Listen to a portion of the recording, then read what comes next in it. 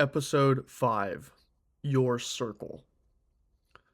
Who you are surrounding yourself with is one of the biggest topics covered by just about every entrepreneur or businessman online. Yet, strangely enough, it is still one of the most overlooked aspects of entrepreneurship. When I was in 7th grade, I had a terrible group of friends.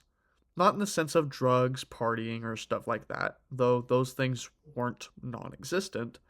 But the reason they were terrible friends is that they stood by, even encouraged my self destructive behavior.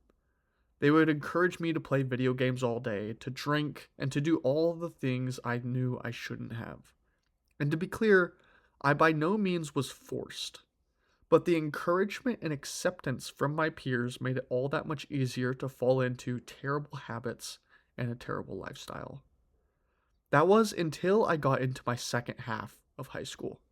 If you went through the previous episodes, you'll know I joined a debate club, which entirely changed my atmosphere and the people I was around on a regular basis. Through my last 2 years of high school, my circle changed drastically. I spent more and more time in the debate club and less with my old friends from high school. And I completely changed as a person. It wasn't forced either. It was more of a natural phenomena. I adapted to my environment and became better because of it. My circle of friends also got much smaller. The thing is, when you set the bar so low, anyone can get in. But as my standards for myself grew, the criteria of people I hung out with shrunk. It became more of who I was hanging around and less of how many. And this is a process that remains in effect today.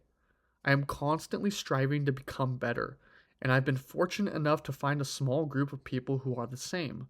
And so together we keep each other accountable, constantly challenging and pushing each other to do better. Some of my best friends are people I met in the very beginning of my journey, and we have been helping each other improve ever since. As you change and adapt, your circle will do the same. But here are a few traits that some of the people in my circle possess that have really helped me. Brutally honest is better than yes men. If you're trying to improve, then you don't need people who will constantly tell you how good you're doing. Though having one of them is good too, you also need people who are willing to tell you the hard things. You need to fix this. You seem to be struggling with this. Hey, knock that shit off. Sometimes you just need to know what you're doing wrong. So having an honest friend is super helpful. Another trait to watch out for, and this one applies to all members of your circle, is resourcefulness. I can ask anyone in my circle for just about anything, and they either know how to do it or they'll figure it out. There's no I can't in the circle. And yes, sometimes they fail, though not very often. But we always try and learn from our mistakes. At the end of the day, you decide who you hang around, and you control your environment. The people you talk to, the books you read, movies you watch, and podcasts you listen to.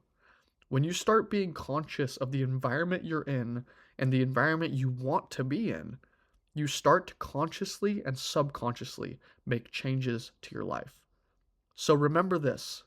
No one is a part of your life without your permission, and you are never in an environment you didn't decide to be in. So if you are unhappy with your life, your circumstances, your friends, and yourself, it is up to you to change it.